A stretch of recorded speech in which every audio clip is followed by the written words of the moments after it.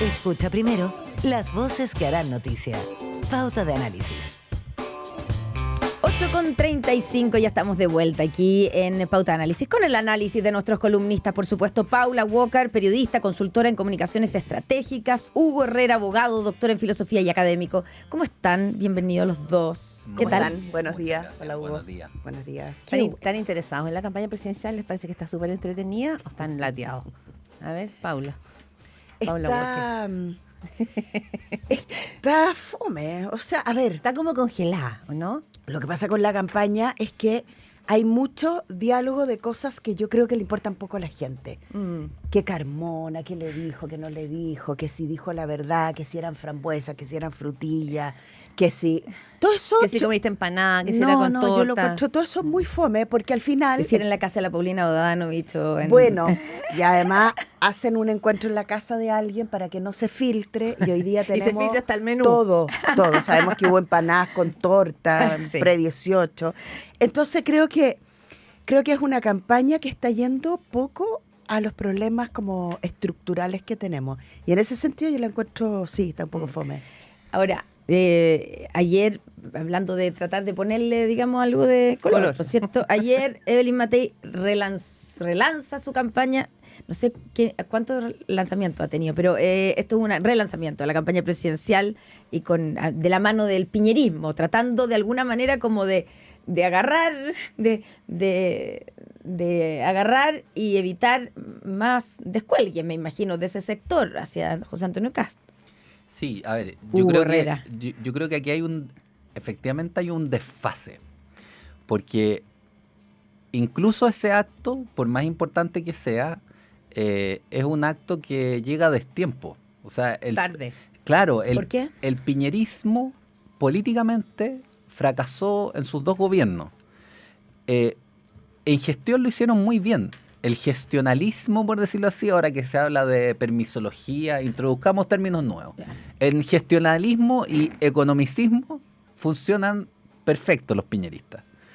El coronavirus, gracias a eso, el coronavirus en Chile fue más bien anecdótico comparado a cómo fue en otros países. Pero en politología están en el suelo. No están entendiendo el nivel de la crisis en la que estamos. Y en ese sentido hay un desfase que también se está produciendo en las otras campañas.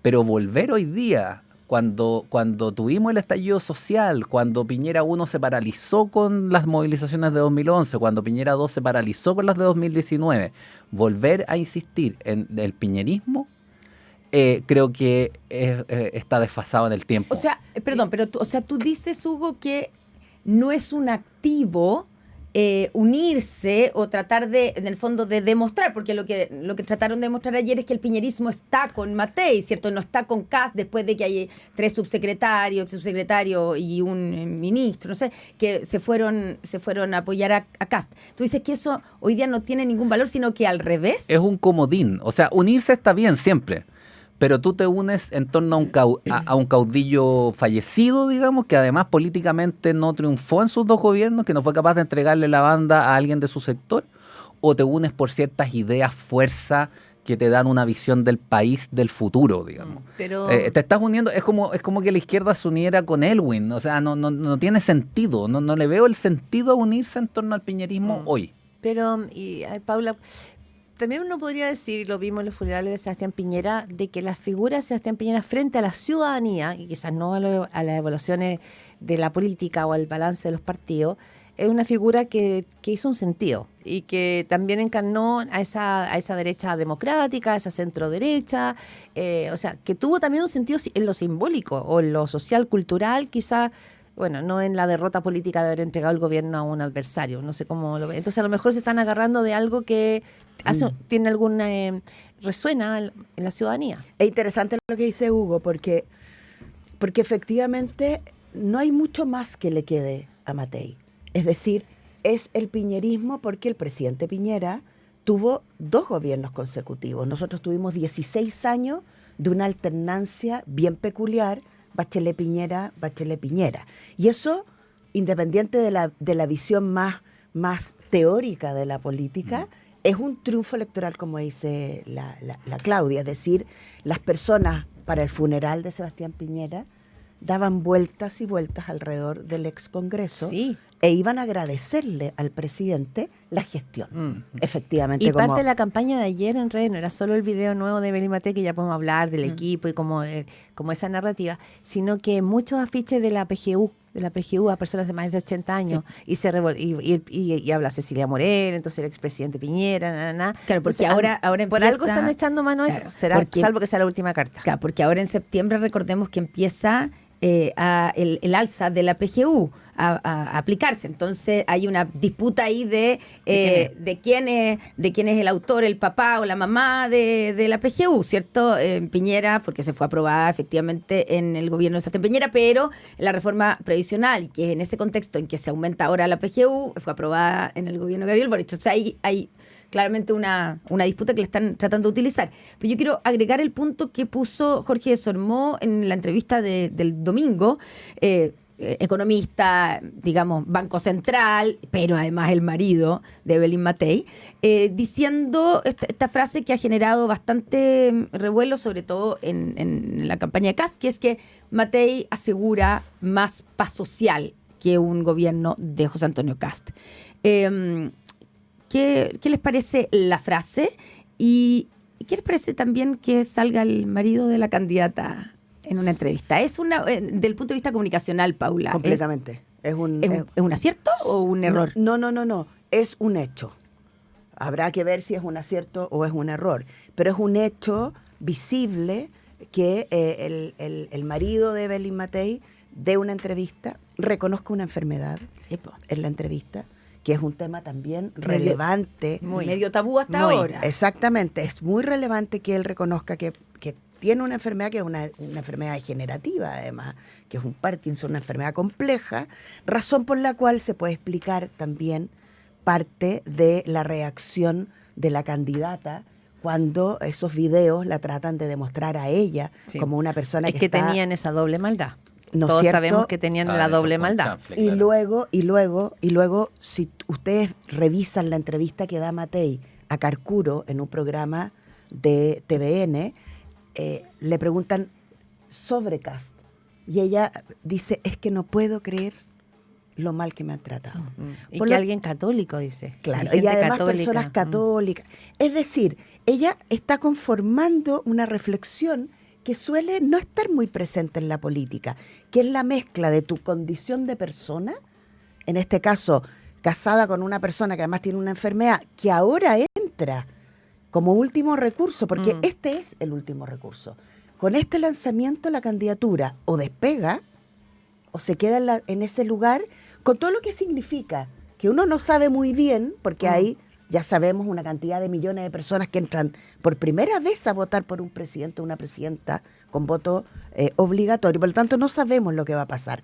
Pero sí sabemos que el comando está haciendo sus mejores esfuerzos, incluyendo al esposo, que además dice una frase muy política, como decía la Connie, es decir, con la candidata del piñerismo o de centro derecha, aseguramos un diálogo, Digo, que es lo sí. que es lo que la extrema derecha no sabemos si es capaz Sí. de asegurar. Pero también es cierto, depende de la evaluación que tenga la ciudadanía respecto de a qué se le llama paz social, porque ya rápidamente algunas figuras republicanas decían, pero ¿cómo paz social si fue bajo el gobierno de Sebastián Piñera que sucedió el estallido? Que dice Hugo Herrera. Sí, a mí eso me causa duda, porque yo no sé si los cuadros, aquí no hablaría solamente de Evelyn Matei, hablaría de los cuadros de la derecha, han hecho el ejercicio de revisar en qué estuvieron bien y en qué estuvieron mal el 18 de octubre. Porque convengamos en esto, el gobierno, me parece, no lo hizo bien. Por algo tuvo que venir el Parlamento a hacerse cargo A del resolver. acuerdo del 15 de noviembre. Algo muy extraño además, porque en Chile se supone que el presidente es el que resuelve. Y las figuras de la derecha que participaron como protagonistas en eso están en otras actividades. O sea, Desbordes, que fue el que articuló el asunto, está el alcalde de Santiago. Sí. ¿no? Codina también fue parte de Codina se fue donde Kast. Entonces, yo no sé si Blumel, si la gente en torno al segundo piso habrán hecho una reflexión de en qué estuvieron mal, en qué se equivocaron, una y otra vez, porque no es que se hayan equivocado en algo, es que no entendieron qué es lo que estaba pasando. Yo creo que las palabras de Cecilia Morel de que aquí hay unos extraterrestres fueron lo más asertivo respecto a la actitud del gobierno. No sabían qué estaba pasando. Respecto a lo perdido que estaban. A lo digamos. perdido que estaban, y todavía están perdidos, me parece. No saben quiénes fueron, por de pronto. Y entonces, en ese sentido, yo creo que si uno analiza, o sea, esa es una cosa que hay que analizar. Yo no sé de los equipos de CAS porque son nuevos, entonces no me atrevería a decir nada. Ahora, si uno va al carácter de las personas, creo que Kast ha madurado mucho en el último tiempo. O sea, esto que bloquee una parte de su discurso que es altamente impopular y se concentra en el tema de la seguridad, que guarda una serenidad, me parece, a toda prueba, digamos, salvo alguna... Pastilla. Frente a los titubeos que ha tenido no solo Evelyn Matei, sino que su comando, que esta es como efectivamente como la octava relanzada del comando, yo no me atrevería a apostar así como desormó por quién va a mejorar la paz social. En una de esas casas nos sorprende con una agenda de reforma, digamos, y de apertura de diálogo, que la tiene guardada bajo la manga y vaya a saber uno. Pero así como está, yo creo que es discutible el tema por, como digo, el fracaso de los cuadros del gobierno de Piñera y por los titubeos de Evelyn Y esta Matei. narrativa de Evelyn Matei, después para pasar a otro candidato, que ella hace, no sé si alcanzan a ver el video que se lanzaba Sí. ayer, estaba en redes sociales. Ella, bueno, sale con cielos azules, el norte limpio, El sur. el sur, o sea, como ese Chile prístino. Y hablando de la no polarización y de que ella quiere un Chile unido, un solo equipo, un solo equipo, un solo equipo. Esa es como la marca, ¿no es cierto?, que tiene que ver como con la unidad y el reencuentro, y poniendo a los otros candidatos en el extremo, poniéndose a ella como jugadora central. ¿Qué te pareció, Paula Walker, esa decisión narrativa? A mí me parece que es lo que tiene que hacer. Yo No tenía como otro... no, porque están ocupados los otros roles. Y el rol del 63%, que es lo que confirma en su discurso, es hablarle a todos aquellos que decidieron rechazar el primer proceso constituyente. Ella ve ahí un grupo de personas que la pueden apoyar, y a mí me parece una apuesta interesante. No sé si es la apuesta ganadora, pero me parece interesante la unidad como concepto. Siempre Sí, me parece interesante la unidad, me parece interesante el diálogo. La comunidad también, como que plantea esa palabra. O sea, somos uno en el fútbol, somos uno frente a los desastres.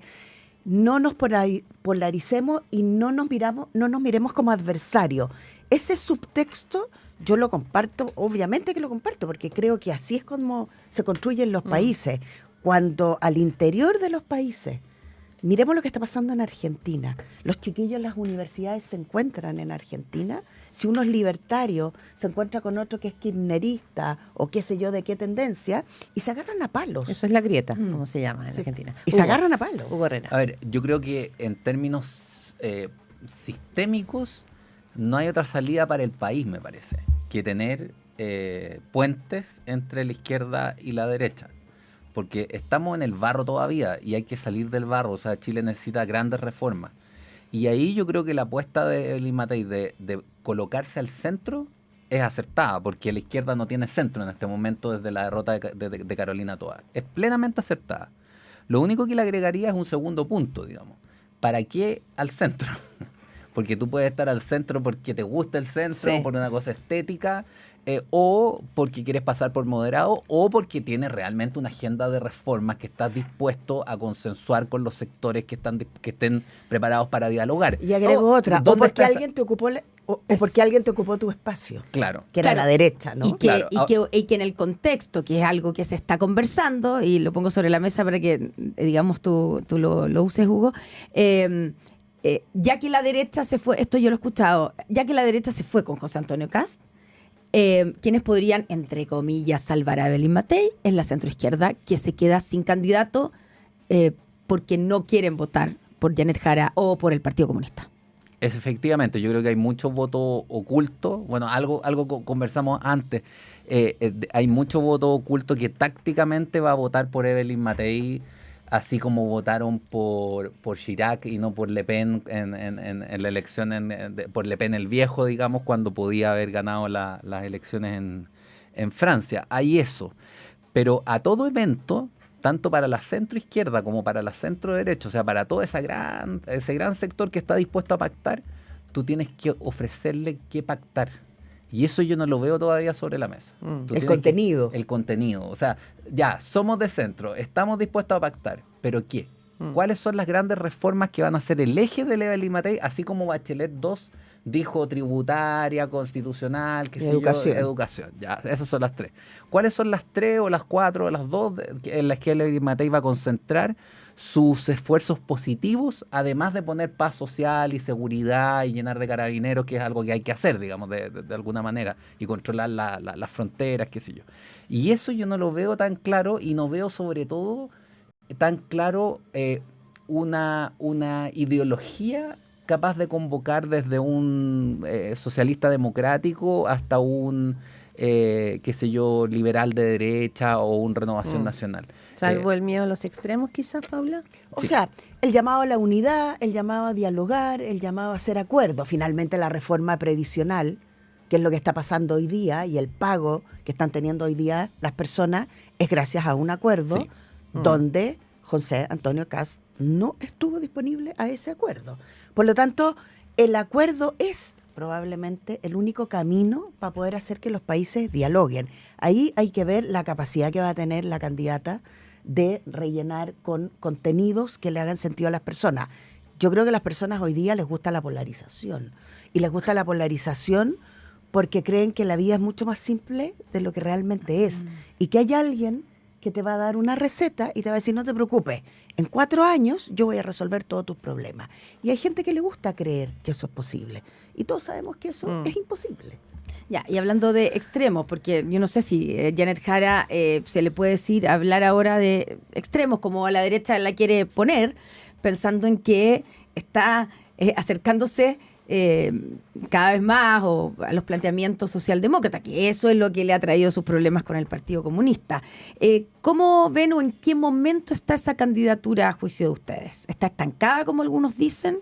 ¿Lautaro Carmona le hizo efectivamente daño a la candidata? Bueno, yo sostengo que el Partido Comunista le hace daño a la candidata y que la candidata, la única posibilidad que tiene de crecer no es junto al Partido Comunista, porque ahí no se va a crecer. ¿Qué es lo que está haciendo Jara? No. O sea, la posibilidad que tiene es de erigirse como una líder de los 10, 9, 11 partidos que son esa coalición.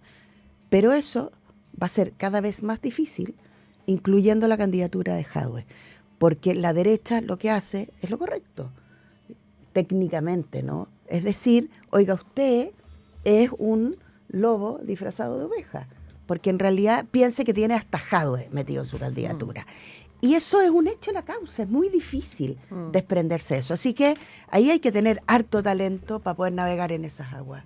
El hecho de que finalmente el CERVEL le haya dado luz verde a Daniel Jadwe para ser candidato a diputado, hay que ver qué dice el Trisel, de alguna manera refuerza la tesis de Carmona, del presidente del Partido Comunista. Yo creo que lo apoya. Ahora, el problema aquí es que tenemos una tensión que se revela en las faltas a la verdad en las que ha sido sorprendida la candidata Jara, por llamarlo delicadamente el asunto. Tú no puedes efectivamente pretender ser socialdemócrata y leninista. Eso es intentar cuadrar el círculo. No existe. No hay algo así. Entonces, mientras más avance la campaña, esa contradicción más va a salir, y lo de Jadwe es, por decirlo así, un peso muerto más en el ala. Pero la contradicción vital, que en este caso sí que es cierta, como habló Vigi en algún momento, la contradicción vital, la contradicción fundamental es pretender ser A, siendo que tú ya has firmado declarando que eres B. ¿Y si renunciara al partido? Si ya no puede, yo sé, pero... Si renunciara al partido, claro, sería la solución. O sea, yo creo que en Chile es difícil. Pero ¿le van a creer si renuncia al partido? sería Pero un simbolismo. sería más creíble que como está ahora, que tiene que hacer volteretas y volteretas de nuevo y volteretas para allá, y eso la hace poco creíble y me parece que la daña a ella no solo en lo personal, sino que le quita capital político. O sea, la cantidad de gente que jamás va a votar por Janet Jara, que lo ha Es la dicho, más alta digamos. de los tres. Es la más alta de los tres. Entonces se está convirtiendo en una especie de Jorge Tellier, que tiene una adhesión del 20 y un rechazo del 80. Va hacia ese camino. No ha llegado todavía porque tiene simpatía personal, por una serie de cualidades personales, pero se está combustionando, digamos. Se le está acabando el combustible. ¿Algún punto tenemos que ir cerrando, Paula Walker? Bueno, aquí el anticomunismo va a operar con mucha fuerza, a pesar de que también ha habido mucha discusión sobre si es verdad que el anticomunismo opera hoy día en Chile, sí o no. La verdad es que yo creo que todavía es una fórmula que sirve, esta idea de que votar por ella es instalar un gobierno comunista. Y eso yo creo que está funcionando y está haciendo que la candidatura no crezca. 8:56 de la mañana. Muchas gracias, Paula Walker y Hugo Herrera, por esta buena